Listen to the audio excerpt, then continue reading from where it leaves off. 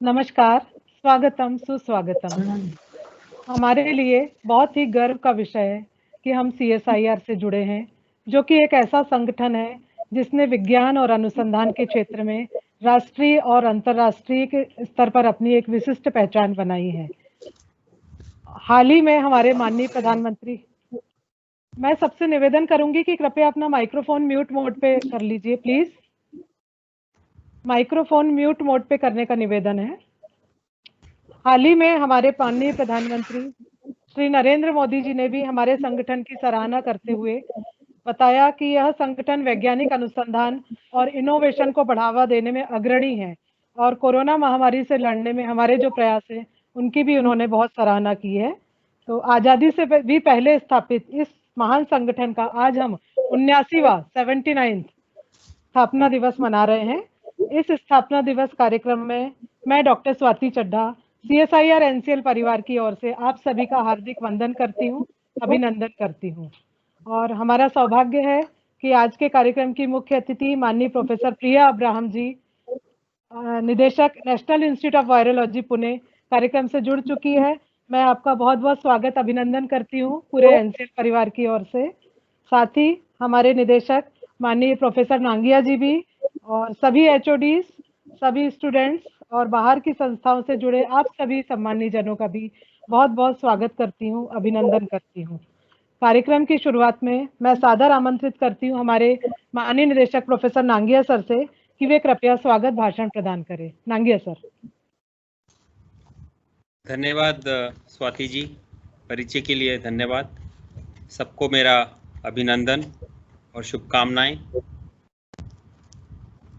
I welcome Professor Priya Abraham, Director of NIV Pune, as the chief guest and our keynote speaker for the 79th CSIR Foundation Day, which falls on 26th of September.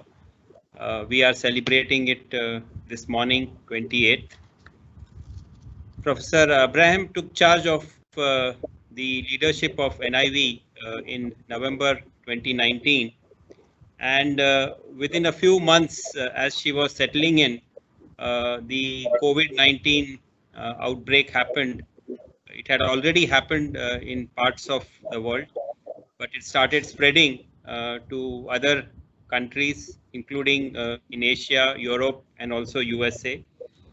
And I will, not by way of introducing her formally, but I was seeing a few of her videos over the weekend, and I'm really impressed by the, I will say in hindsight, the choice we made of inviting her. She was a very natural choice when we were thinking of celebrating Foundation Day during this pandemic times. She has been leading efforts towards COVID-19 in the area of diagnostics, kit validation, serological assays, development of in vitro testing, both for small molecule drugs as well as for vaccines, and also repurposing of molecules specifically directed towards COVID-19.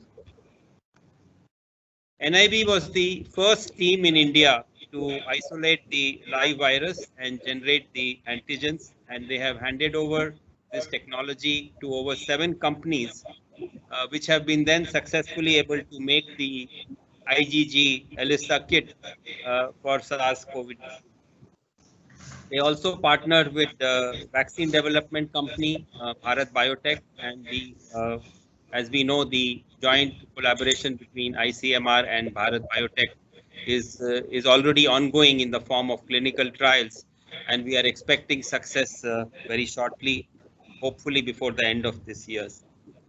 On the scientific side, in terms of understanding the virus, the NIV team has been looking at mutations and variations in the viral structures and the geographical distribution in a large and heterogeneous population country such as India. They have also recovered the antibodies and then used it in terms of the plasma therapy treatment as well as treatment by injecting the antibodies to treat patients from the plasma of the infected patients, so that this could be a form of immunoaggregation. The RT-PCR kits, which is till today the gold standard, has again been coordinated by ICMR and NIV. And even as there are new kits coming up, the ELISA antibody kit, as well as the CSIR IG IB Feluda paper test kit, we are still largely dependent on the RT-PCR method of detecting and also diagnosing the SARS-CoV virus. The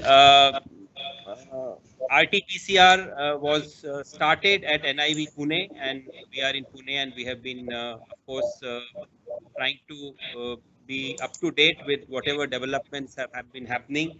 And starting with one lab at NIV today, now there are more than 1,000 labs in the country, thanks to the initiative and mentoring that NIV has done, who are able to, both private and government labs, who are doing the daily testing of the patients, which is happening at NIV. They are testing more than 2,000 patients, and today we have done. I was watching her interview. We have done in India more than 75 lakh to a crore number of tests, and the average is about 2 lakh per day. This is my sort of reading of the leadership that Dr. Priya Abraham has provided to NIV. And as far as NCL and NIV scientific collaboration goes, we ourselves have taken their support and their help in testing some of the repurposed drugs molecules. And I'm very happy to say that despite their very, very busy schedule, they have cooperated and they have kindly carried out the tests, and some of the molecules have shown very encouraging data. Madam, we have several questions, and apologies if there was any miswording or misstep in my description. More as a Google reader of the CoV virus. We are having many questions, both scientific and general, and we are looking forward to your talk. The broad title of which is going to be, are we prepared for the next pandemic virus? Swati ji, aap program ko aage बढ़ाइए. Welcome again, madam, and thank you very much for joining us. बहुत बहुत धन्यवाद sir. आपने उचित ही कहा कि आज की परिस्थितियों में मैडम प्रमुख अतिथि के रूप में हमें मिली है. ये बहुत बढ़िया चॉइस है हम लोगों की, तो बहुत बहुत स्वागत है मैडम का. और हालांकि निदेशक महोदय ने काफ़ी कुछ मैडम के बारे में बता ही दिया है, लेकिन फिर भी कार्यक्रम की औपचारिकता है, तो मैं संक्षिप्त परिचय मैडम का देना चाहूँगी. और मैं आज की मुख्य अतिथि माननीय प्रोफेसर प्रिया अब्राहम, निदेशक, national institute of virology Pune, उनके बारे में चंद लाइनें, चंद पंक्तियां आपको बताना चाहूँगी कि इससे पहले उन्होंने क्रिश्चियन मेडिकल कॉलेज वेल्लोर में क्लिनिकल वायरोलॉजी के प्रमुख का कार्यभार भी संभाला है, और HIV इन्फेक्शन से संबंधित अनुसंधान कार्यों के लिए गठित WHO की टीम का भी वे प्राउड हिस्सा रही हैं.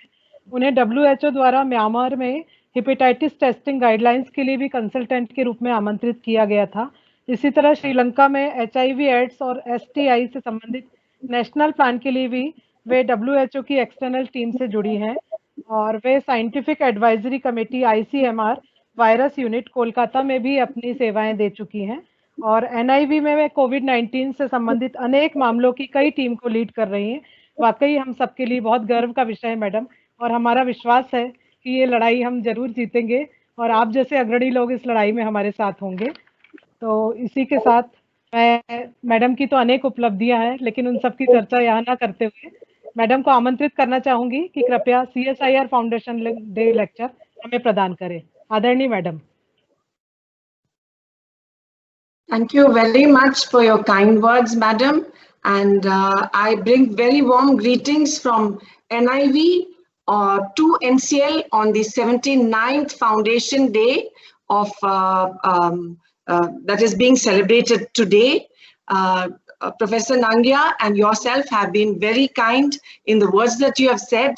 And I thank Professor Nangia and the senior scientists and all the staff in NCL to have given me this honor of delivering the Foundation Day lecture. I will just start my sharing of the slides.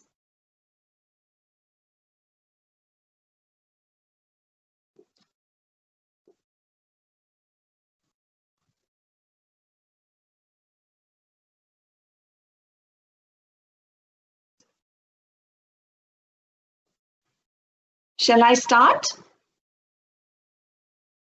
Yes, Okay. madam. Yes, madam. The slides are visible. Kindly begin. Yeah. Thank you. So I chose this topic. It's a contemporary topic because both our institutions comprising scientists should be vehicles and torchbearers of bringing about awareness and change in our communities, because this is what we need to be putting our focus on. So my topic would span a little about the pandemics of the past and some of the national and international efforts that are being made to brace ourselves for potentially future pandemics.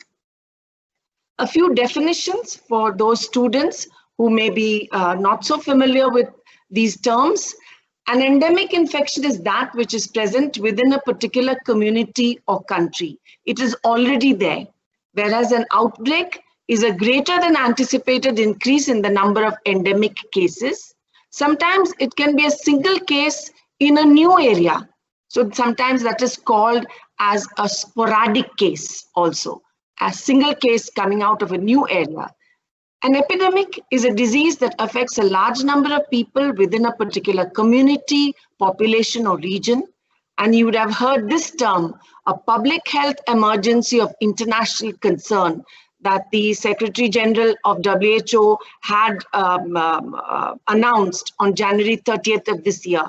And this is a formal declaration of public health risk to other states or countries to the international spread of disease, which could potentially require a coordinated international or inter-country response. And of course, a pandemic is a situation where this infection has not only spread from within country, but has spread to multiple countries or continents. Pandemics, we know today, as what we have experienced over these last 9 months, are here to stay. The pandemics like the present one have perhaps set us to embrace the new normal. We need to respond effectively with the least economic damage to our countries. And remember, there is no healthy economy in any country without a good public health policies and practice in place. Active strategies and well-resourced healthcare are cornerstones of any future pandemic response. Global health security is only as strong as its weakest link. That means countries should go forward with solidarity, moving together to make the world a safer place.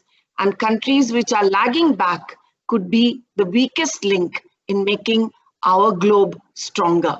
Any outbreak anywhere threatens all of us. Even in the most remote part of the world, it could potentially threaten us sitting here in India.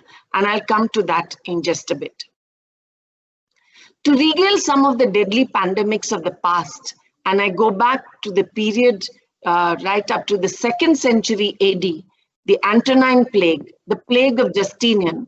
And on your far right, you can see the death toll, staggering death tolls, running into millions and millions. The Japanese smallpox epidemic in the 8th century, the Black Death, the famous Black Death, which was caused by, again, plague, bubonic plague, killed over 200 million in the 14th and 16th century in this period. Smallpox, the 17th century, the 18th century plague, cholera, multiple cholera outbreaks in the 19th and 20th century. And then we have again plague claiming a number of lives in the 19th century. Now, if you go on to more recent times, we'll find that in the late 1800s, yellow fever was a big problem. This is transmitted through the Aedes mosquito. and has a potential of spreading very fast in the world that we live in today.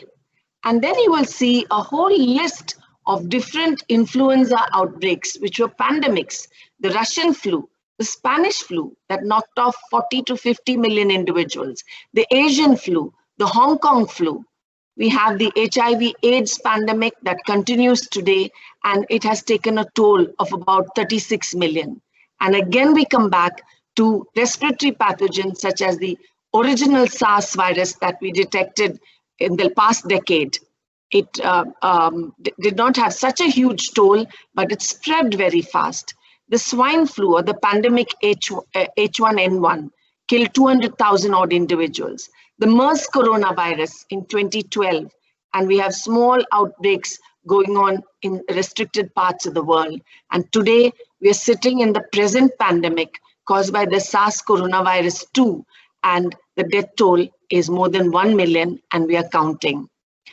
You would see that in this slide, barring the yellow fever, which is spread through the mosquito, and HIV/AIDS, which is spread through tainted blood products or through the sexual route of a mother to baby. Each one of these pandemics are caused by respiratory pathogens or respiratory viruses.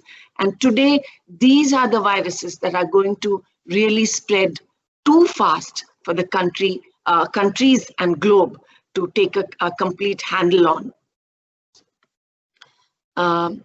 Now, so will history repeat itself? Will we have more pandemics? The simple answer is yes. How and when is what we do not exactly know. Whether it's a new influenza virus, is it a new HIV, new Ebola? How will it be spread through mosquitoes, ticks, animals, human to human? We have to see. And we do know that they are not only newly discovered viruses or bacteria, but there's emergence of old viruses, such as recently we heard about chikungunya. This was a virus that was prevalent many decades ago, which has come back to haunt us. Old diseases are returning to be joined by new ones. And diseases today are able to spread further and faster than ever because of the high-speed international travel that we have today. So anything starting in a corner of the globe has a capacity to spread at a tremendous pace. Now, one concept which we need to dwell on is zoonosis.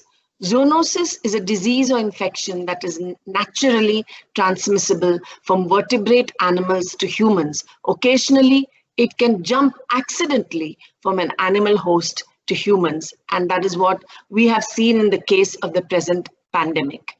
Animals play a big role. They may be bacterial, viral, parasitic, or even an unconventional agent known as prions, for instance. They can sometimes pose a huge public health burden, and they can prevent the efficient production of food of animal origin, create obstacles to international trade in animal products, be it dairy products, be it meat products. It can have a huge impact on the economy of a nation that rests on this. What do these emerging health threats and where do they emerge from? 2/3 of these major infections, especially what we've seen in the past decade, have been infections of animal origin.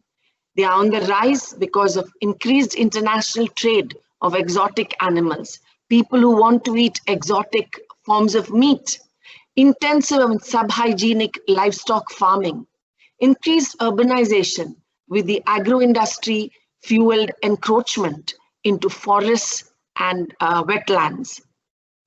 There's increased animal to human contact as a result of it. This has effects on animal migration, increases the range of spread of vectors that may be associated with these animals. It increases greenhouse gas emissions and large-scale exploitation of the environment that could contribute to the emergence of new agents in the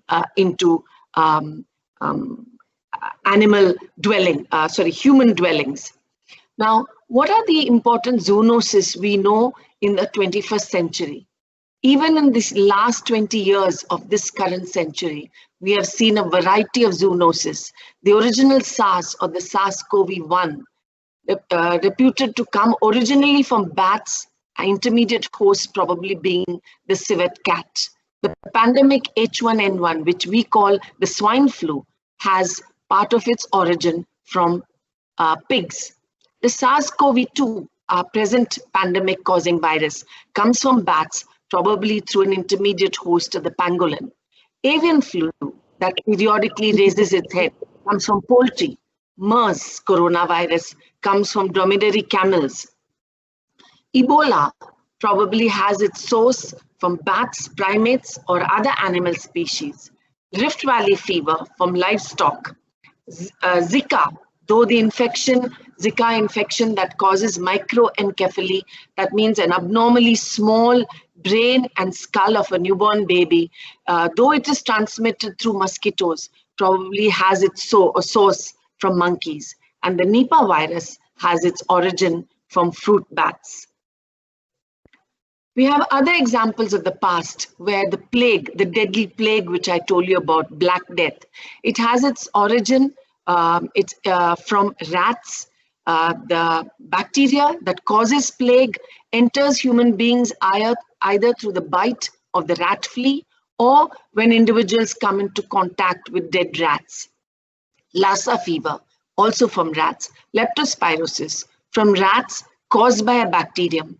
Monkeypox, from the rat, also squirrels and monkeys. The Crimean Congo hemorrhagic fever that raised its ugly head quite recently in Western India and Gujarat and a few parts or districts of Rajasthan from the livestock, and it is caused by the Crimean Congo hemorrhagic fever virus. So we have enough examples of viruses and bacteria that come from an original animal source. Now, because of this, the one concept that has gained a lot of popularity is the One Health approach. We know that 70% of emerging human pathogens have their origins from animals. There is now a very sincere collaborative effort to attain optimal health, not only for humans, but for animals, and to have a healthy and sustainable environment. Human disease that is monitored by the Integrated Disease Surveillance Program in our country, and animal disease monitored by the National Animal Disease Reporting System. These are both surveillance programs, need to begin to talk to each other to develop a combined strategic approach. Today, the Department of Health Research and ICMR is funding a very planned out One Health Center in the center of the country in Nagpur. And a center such as this will be able to detect and contain such infections, hopefully. Now, when we talk about response and interventions to various epidemics which are showing a potential to become pandemics, it goes through the cycle of the introduction of the causative agent or the emergence of the new agent, be it a virus, here depicted like a virus. It starts with slow, localized transmission.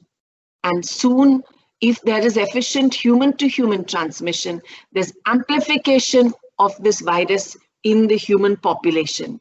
And with time, either due to interventions, which are definitely very important, or because of the production of sufficient herd immunity, there is reduced transmission with ultimately slowing down of the epidemic or pandemic phase. But this is not for us scientists or even the medical fraternity to just watch, waiting that there would be a natural cycle of events that would bring a halt to the spread of such an agent. Medical teams, scientific teams need to be in the mode of anticipation, need to gear towards early detection, containing the infection, control and mitigation, so that we could arrive either at elimination or still better, eradication of the agent. So let me take you through some of the steps.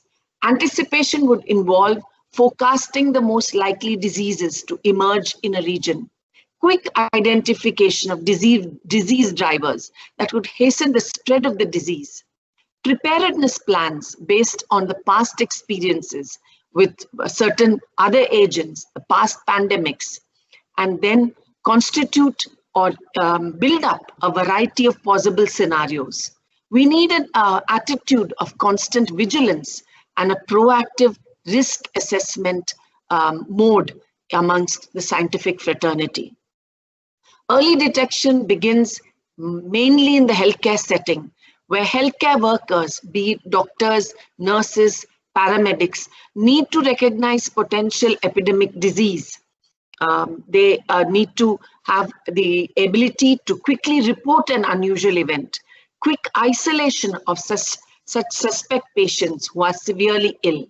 They must also protect themselves in the midst of all the stress of finding a quickly spreading epidemic, and should be well versed with all facets of hospital infection control practices. When I talk about this, our frontline workers, mainly our first responders in terms of healthcare workers, are those who often forget their own needs in the midst of the fast evolving epidemic. It's very important that they be given enough personal protective equipment. They should be taught how to use it, how to don it, how to put it on, how to doff it, how to remove it, so that they are kept safe. And if this is a well-trained team, early laboratory identification could happen, and if need be, they might need to liaise not only with other regional laboratories or maybe global laboratories to get a handle on what the new agent is. Now, when we go to containment, it is very as important as making a quick diagnosis. Once we have a new agent, recognize a new agent of hand, staff have to be trained to contain it. Control and mitigation would help in reducing the incidence, reducing the morbidity and mortality, and will limit disruptions in economic, social, and political systems within a country. Elimination is sufficiently controlling the epidemic that it no longer serves to be a public health issue. Eradication is a level even higher, where the elimination has become permanent worldwide. It is much harder to achieve because you need to have the really good tools, not only in terms of diagnosis, but very good tools of intervention in terms of very effective drugs, very effective vaccine. And that we know is a very hard, tall order to build up in a short span of time. And it's also possible only if man is the only reservoir. Smallpox today serves to be one such example, because smallpox, though man historically has had to face the really serious effects of the spread of smallpox infection, we were able to get it under control because of good intervention strategies, vaccination, and then, of course, the fact that in a smallpox virus itself, man is the only reservoir for this virus. Now, the World Health Organization and the Centers for Disease Control in Atlanta in USA are intimately involved in the epidemiology and control of a virus such as influenza that has a capacity to spread very quickly over the world. Epidemiology as a term looks at the incidence, the distribution, and the possible control of such an agent, and look at other factors that could contribute to the spread of a agent such as the influenza virus. Today, the WHO has set up a global influenza surveillance response team, which looks at frequent changes in the genetic makeup of the influenza virus to reduce disease impact through the use of new vaccines. There are 142 national influenza centers all over the world, with 6 WHO collaborating centers. One such national influenza center is right here in NIV. CDC is one of the major WHO collaborating centers which partners with WHO.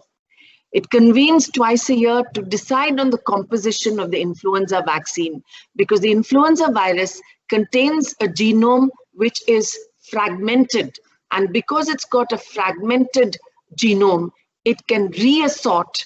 There can be big genetic shifts that could lead to a remarkably different genetic makeup of the virus, which could impact on the efficacy of the vaccines that need to be manufactured to protect millions and millions in our globe. Analysis of the influenza virus from different parts, the epidemiological features, the antigenic features, and the immune response to new influenza viruses circulating, whether the antivirals are indeed continuing to be susceptible to the virus, are there major genetic changes in the circulating strains? And we find that these national influenza centers and WHO collaborating centers are regions that not only help with giving us this information, but provide training, reagents, scientific support and advice to people working all over the globe. Now, it is important that in the midst of all this, we need to also strengthen our health systems. Nations need to make sure that there are enough, in fact, surplus, fit for purpose workforce. By this, I mean sufficient numbers of doctors, nurses, and paramedical staff that are suitably trained with adequate amount of personal protective equipment to handle such outbreaks whose nature and mode of spread, when it starts off, nobody knows about. Appropriate health financing systems have to be there nationwide, and our frontline workers, our first responders need to have sufficient access to medical products, medical equipment to cope with the increased need in our hospitals. It's also important as our effort to prepare for a pandemic that we should get into a habit of engaging with the community. Communities, when we engage with them, are extremely beneficial tools to cooperate and rise to the stress of a pandemic. When we engage with them, they become the frontline forces in the community to detect and manage potential epidemics. It builds trust and empowers the community. They can detect and help in the containment.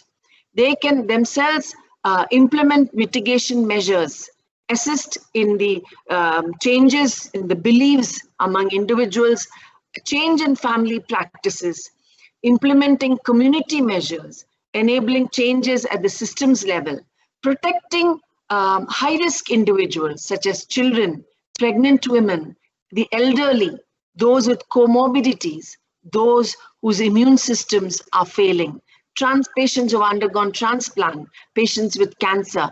All of them can be protected if we actively engage our communities.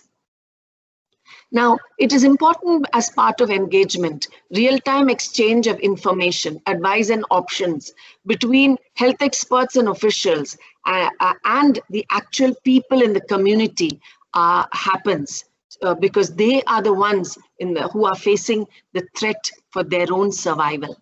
This should be ongoing. This should be in the form of updates. This should be accurate and scientific, yet it should be in a language that our communities can understand. None of the high-sounding jargon, complicated terms should be thrown at our communities. We must say it in a manner that they understand so that they can take it from there and help us keep our towns and cities and villages safe. This can be a life-saving action in public health emergencies, and not only can save lives, but can reduce the illness in a community.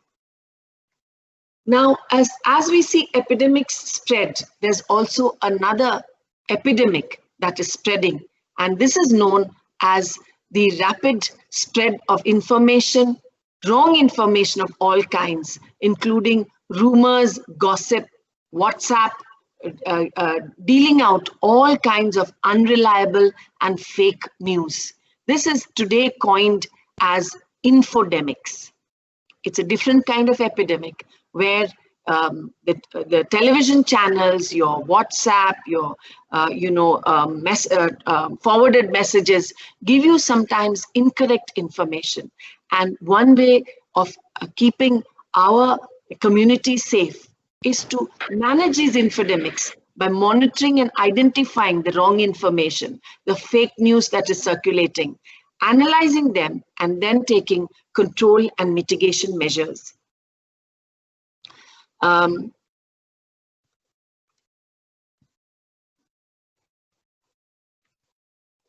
are many collaborative efforts to fight such threats.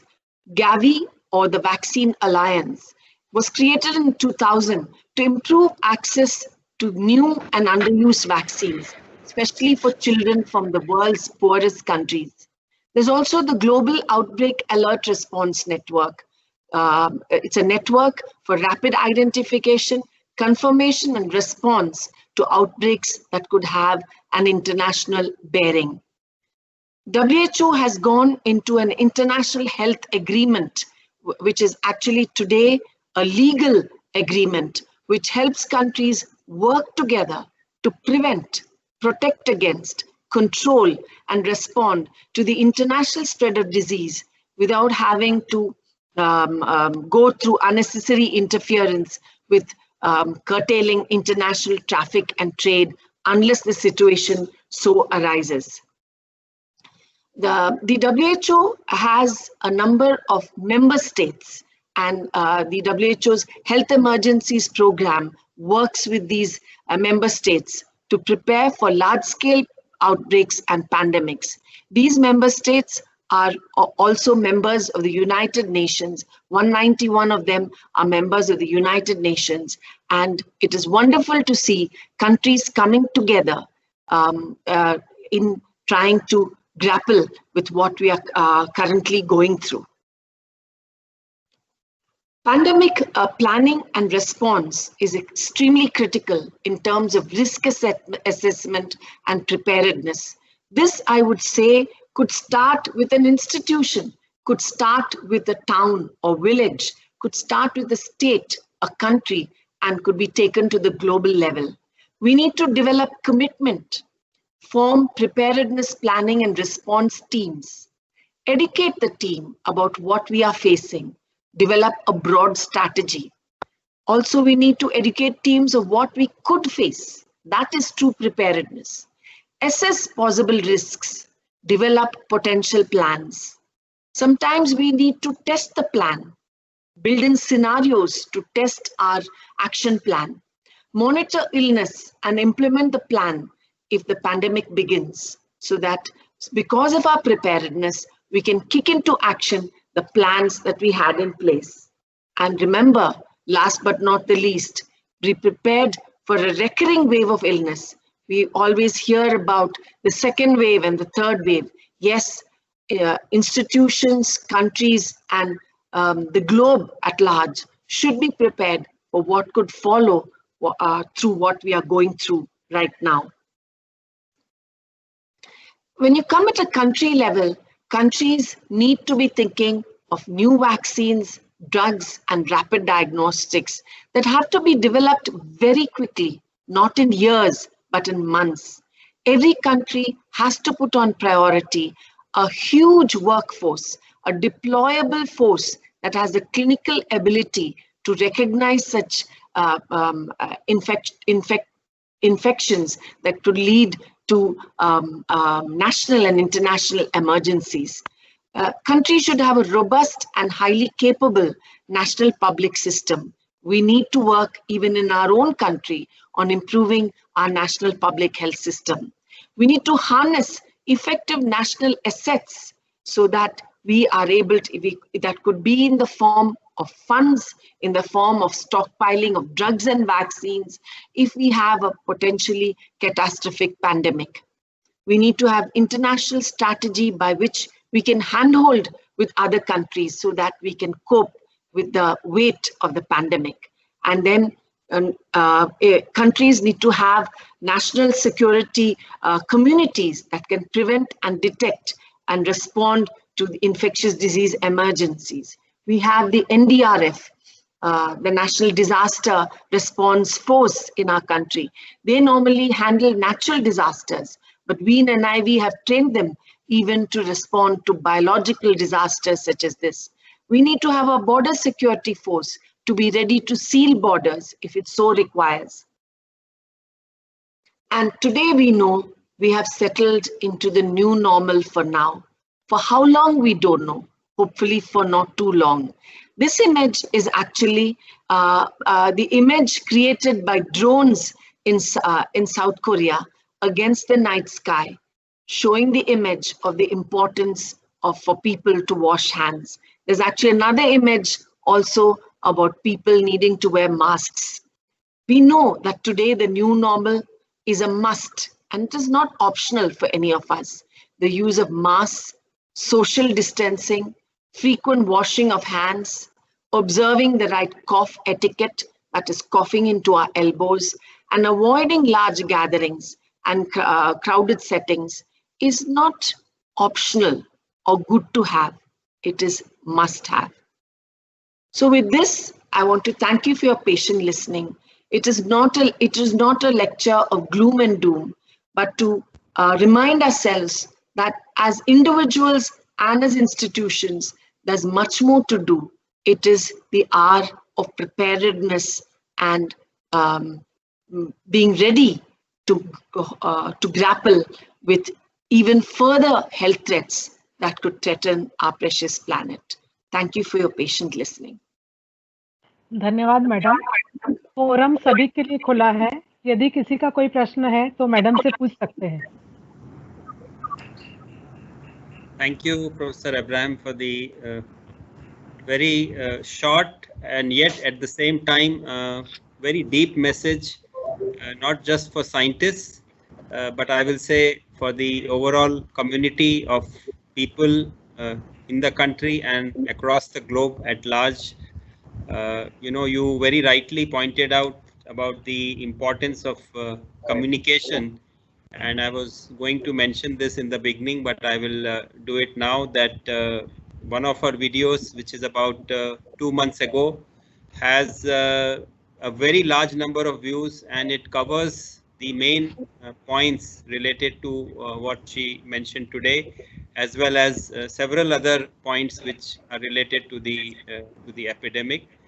And before I offer to others, I should add that when we approached her about 6 weeks ago for a request to kindly speak on our Foundation Day, the reply was instantaneous, and I know how busy you are, including we understand you have a meeting right after this lecture with the ICMR and with Mantriji. So thank you very much for accepting our invitation and really giving us a message which is to the scientists, but as an appeal and a depth and an outreach which is almost global.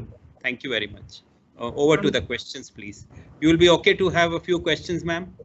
I'm okay. I think we're okay for time. I think we have a few hands. हमारे वैज्ञानिक कुछ प्रश्न पूछना चाहते हैं। Go ahead, Gopi. I see your hand and a few others. Yeah, this is Dr. Gopinath. I'm heading Catalyst Division. I have 2 general questions. You said actually, I mean, this disease are generally spreading through animals actually. So assuming that the whole world turns, I mean, if they turn to be vegetarian, can we control in a better way these pandemics? That would certainly help if some of us all became vegetarian. But the spread is not just related to becoming a vegetarian. It's also much of what the man-made situations we have created. In pursuing agro farming, we have encroached into wildlife habitats, into forests. That's where we come into contact with new bugs, new animals that host these bugs, getting bitten by these animals. Also, the overall climatic change has caused the erosion of the vegetation that we originally had, deforestation. So many of the other, behaviors that man has got into will still favor the emergence of zoonotic infections crossing the animal to human barrier. Okay, thank you. Yeah. Dr. BLV Prasad. Yeah, hi, thanks for a wonderful lecture. My name is Prasad. My question is basically like, as we are hearing, of course, some of these are probably unnecessarily scary, but like, that some more these type of diseases are kind of, being detected in China or somewhere else. And as these are mostly kind of imported, and then these are like, being brought into a country mainly through the air routes. So how prepared are we in that aspect? Like, for example, like, if there is a next break, which is not actually originated somewhere in our country, but somewhere else, and like, that people only come or bring it through the air routes. So like, how are there plans being prepared for such kind of a situation in future? It's a good question, but right now that there is a curtailing of a number of international flights. But on the long term, even assuming we tide over this pandemic in maybe in the next 6 months to 1 year, many of our own nationals, our own Indians, are residing in countries overseas. So they need to go there. They need to come back to their motherland. The international trade, we export a lot of material. We import a lot of material. So we cannot think of a situation where we completely stop the international travel. International travel, yes, is probably the main route by which infections can quickly move from one part of the globe to the other part.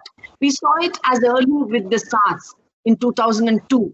And this time round also, we saw the infection that came to India came with a returning student who was studying in Wuhan. Practically speaking, I cannot imagine a situation where we completely stop international travel. No, sorry, if I may add, I am not saying that, but as soon as something like that is detected somewhere, so for example, keeping the international travelers isolated for 14 days and then only allowing them to come in, such kind of a measures, like, would that be feasible? And then, like, have there been plans or ideas such that, like, for a next outbreak? Of course, this time we could not do it because we did not even anticipate it probably, and probably nowhere else in the world it has done. But like, in the future, can we kind of think of such a situation? If we know of the agent, surely we should be very prompt and quick to institute where they are quarantined for a period of time and then tested. But we do not know what the future pandemics, from where to, what will be the kind of virus. Even this time, the world was caught a little off guard and took some time to rally around. But hopefully, we have learned our lesson and we will be more stringent with quarantining international travelers. Yeah. Thank you. Sarika. Dr. Sarika. Yeah. Good morning, ma'am. I'm Dr. Sarika Bhattacharya. I work in the PSC division here. I had a question. Now that we are working on containment of this infection, the next thing or which we should start doing now is the deployment of the vaccine and how it should be deployed. That is going to, like, unless we start the process from now, by the time the vaccine comes, we will again be in dark in how this process will happen. So is the government really making policies towards that deployment? Has that been worked on? Do you have any idea about it? Yes. So I remember I spoke to you about Gavi. I'll come back to that. But the nation, any nation, once vaccines have passed all the clinical trials and are found safe for use, For a virus such as this, it would be first earmarked for our frontline first responders, our healthcare workers, and for those at risk. They will be the ones who, it happened even with the pandemic H1N1 virus. It first went to the healthcare workers and the elderly, especially with those who have other medical complications. This time also, the strategy would be to give it to those at maximum risk. When there are enough doses to go around, it will become available to the general public. Because obviously, no vaccine industry can make millions and millions of doses once it is certified safe in a short span of time. So there will be a targeted approach, but yes, all countries and the WHO particularly is working towards, there is another group known as SEBI. SEBI actually is helping towards thinking of how vaccines can be, so that there will be equity in distribution across not just rich nations, but also poorer nations, so that everybody is protected. Thank you. So that policy is, the making of the policy is happening behind already. It's happening. Thanks. धन्यवाद. Professor Nangia कुछ पूछना चाहते हैं? नहीं, महेश, मैं last में पूछूंगा madam. Mahesh Mahesh ji, doctor Mahesh. Dr. Mahesh. Questions. We'll start with Dr. Syed, who has joined with me. Yeah. Good morning, madam. I am Dr. Syed from NCM division. These antibodies, how long these antibodies stay in our body? When the reinfection occurs, whether the same antibodies will be fight or the new antibodies will be again in the play. Okay, so your question has two components to it. One is, how long do the antibodies last? That we are not sure. Our last experience with the SARS virus, it did not last more than 2 years. It seems to suggest that the antibodies are not very long lasting after natural infection. And in reinfection, what scientists are wanting to look at is the avidity of the antibody. Are the antibodies having a high avidity, in which case it would give protection against disease. You may get reinfected. The virus can come and sit in your throat and nose. But if those antibodies have got a high avidity, they can actually protect against causing second-time disease. To say how long these antibodies would last, time will tell. We are hopeful that because the vaccine requires at least 2 doses to complete the vaccination schedule, and because the vaccine is delivered along with what is known as an adjuvant, which improves the body's immune response, the protection rendered by the vaccine may be for little longer. But we know, even for influenza virus, ideally each one of us, especially for those of us on the older side and who have health complications, should be taking this vaccine every year. Thank you, madam. I'm Dr. Mahesh Darne. We are both microbiologists here. So I have 3 questions. My first question is, as we discussed, airborne droplet could be one of the source of spread. Now, we recently see wastewater-based epidemiology as one of the tools to screen the virus, right? Wastewater epidemiology, the water, sewage. Okay. So what is the infectivity of the viral particles which are generated through this wastewater droplets are generated, whether they will cause in the community? Sorry, I missed your second question about wastewater. Madam, this is only one question. So wastewater-based epidemiology, a lot of things now we see in India also and abroad also. So my question is whether the virus droplets that are generated from wastewater can they cause infection back in the community? Only about 1/3 of those particles found in sewage are viable virus. Now, if it's of such as high load and if water is not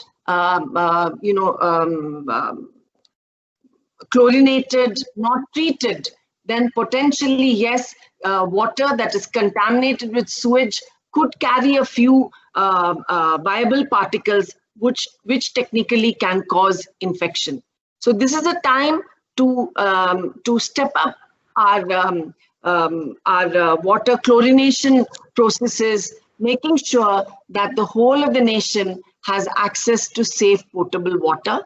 But having said that, the amount of shedding in the stool is much less than what is shed in the respiratory tract, and out of that only a fraction is viable virus. But yes, that's something to be watching out for, to keep at the back of our minds. Mahesh, could you take up your other questions offline, because Yeah, sure, others have questions. Okay, sure. Pankaj, yeah, if you don't mind, you could take up offline with ma'am through email with her group. And Pankaj. Yeah, thank you, sir. Hello, ma'am. This is Pankaj Podar. I have a question related to evolutionary biology. I'm a physicist, so if you can explain in a more layman language. It appears from the structure of the virus that if you look at the evolutionary biology, probably in millions of years, it appears that there was an exchange between this virus and the humans, which might have existed in past as well.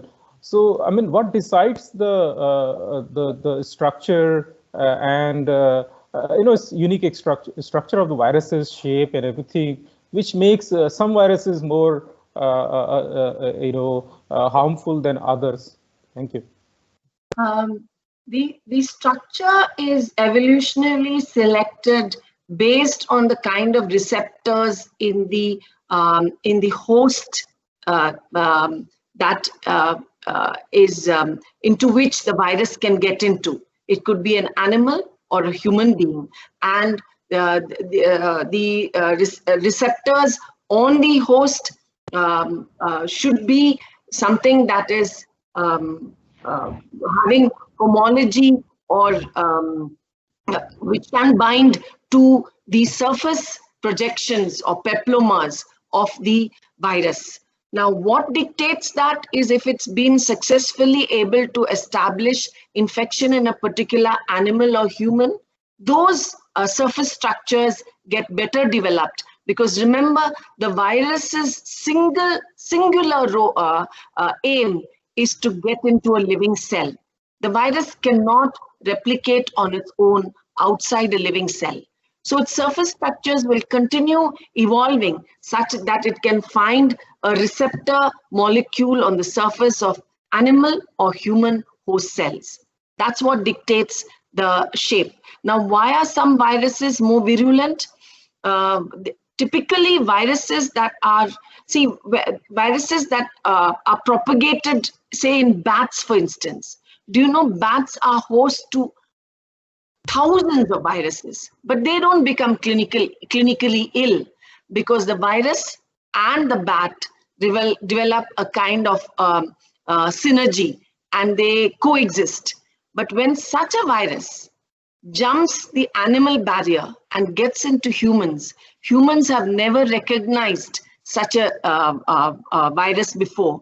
And if humans happen to have receptors that would favor the entry of the virus can get in and cause havoc.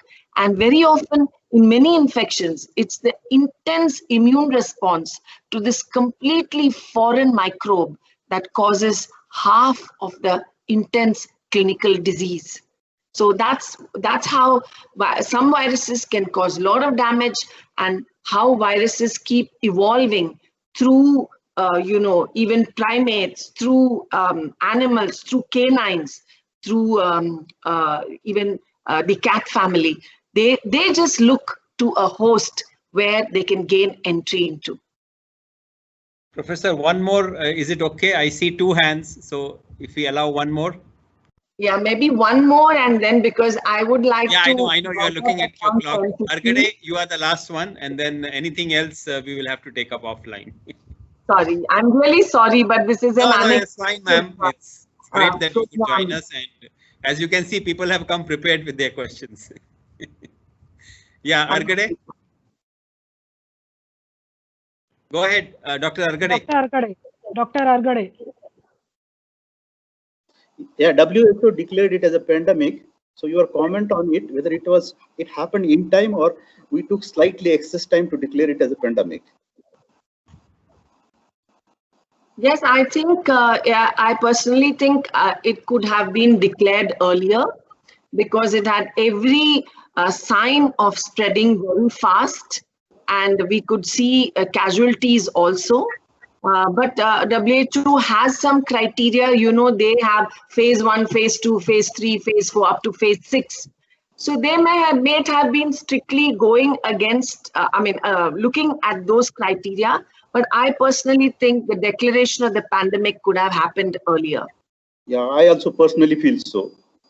So let us stop it here because Professor Madam has a meeting, Professor Abraham has a meeting after this, and we have moved the schedule a little around, and we will have the inauguration next so that she can leave in time for her next meeting, and that inauguration is at the hands of Professor Priya Abraham. Thank you very much, ma'am, for joining us once again and for interacting with us in such a lively and educational manner, and also telling us more details about questions which several of us have.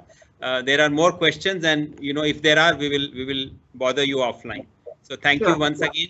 Swati ji, आप program को आगे धन्यवाद sir, धन्यवाद madam, आपका मार्गदर्शन हम सबके लिए बहुत ही प्रेरक रहा और आज की परिस्थितियों में समसामयिक रूप से आपने बहुत ज्यादा हमारे प्रश्नों का समाधान भी किया, तो आपको मैं CSIR NCL परिवार की ओर से बहुत बहुत धन्यवाद देना चाहूंगी और निवेदन करूंगी कि स्नैपशॉट लेने के लिए कृपया अभी madam we will have a snapshot now, तो प्लीज अपना वीडियो ऑन कर लीजिए।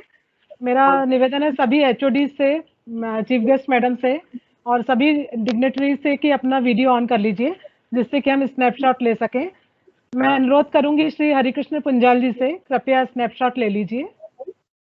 Hare Krishna, Premnath, please, who are familiar with it, kindly take some snapshots. हरे कृष्ण जी, सुन पा रहे हैं मुझे? We are done. We took it. ठीक है, हो गया? Yes. ओके जी, मैडम कार्यक्रम को आगे बढ़ाइए फिर। कार्यक्रम की अगली कड़ी में अब बारी है NCL एग्जीबिशन हॉल के इनॉग्रेशन की। मैं इसकी थोड़ी संकल्पना आपको बताना चाहूंगी। माननीय DG CSIR ने सभी लैब्स को सुझाव दिया था कि वे अपनी टेक्नोलॉजिकल और अचीवमेंट्स को एग्जीबिशन हॉल में प्रदर्शित करें और जिसके अनुसार NCL द्वारा यह एग्जीबिशन हॉल तैयार किया गया है। मैं माननीय मैडम से निवेदन करूंगी कि कृपया इसका उद्घाटन करें, इसका उद्घाटन किया गया ऐसा करके घोषित करें। Madam, you could kindly just declare it inaugurated and open, the exhibition hall. I am proud to declare this exhibition hall in the CSIR National Chemical Laboratory in Pune open for the use of scientists and students in the future. बहुत बहुत धन्यवाद madam, बहुत बहुत धन्यवाद।